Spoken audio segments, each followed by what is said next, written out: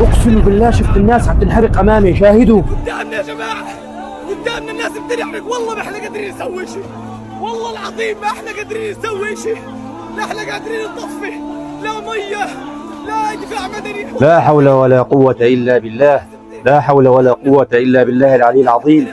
بالوقت اللي فيه مئات آلاف الشباب ملتهين بحفلة اللي اسمه الشامي في ألمانيا، إخواننا في دير بلح في غزة عم يحترقوا في الخيام. لأيمتى بدنا نضل ساكتين؟ هلق من حكينا قلنا حفلة الشامي بتقولوا أنت يا شيخ، أنت متخلف، أنت رجعي، بدنا ننبسط، بدنا نفرح، أش بدك فينا؟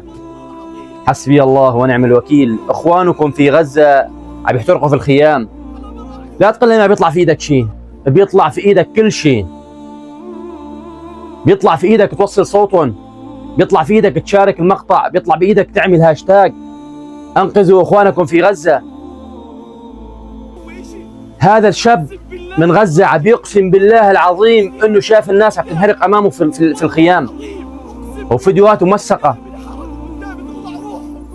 اب وزوجته وبنته عم ينحرقوا في الخيمه. ليه ما بدنا نضل ساكتين؟ افيقوا يا اخوان، افيقوا يا عرب، يا مسلمين، افيقوا، فيقوا من ثباتكم، من النوم، لا تضلوا نايمين. ما بيطلع بايدك شيء، بيطلع بايدك تدعي لاخواننا في غزه، ما بيطلع بايدك شيء، بيطلع بايدك انك تشارك المقطع. لا تخليه يوقف عندك، شاركوا لهاد ولهاد ولهاد ولهاد حتى يوصل لعند حدا بيطلع في ايده شيء يشتغل. تحرك كرمال اخواننا في غزة.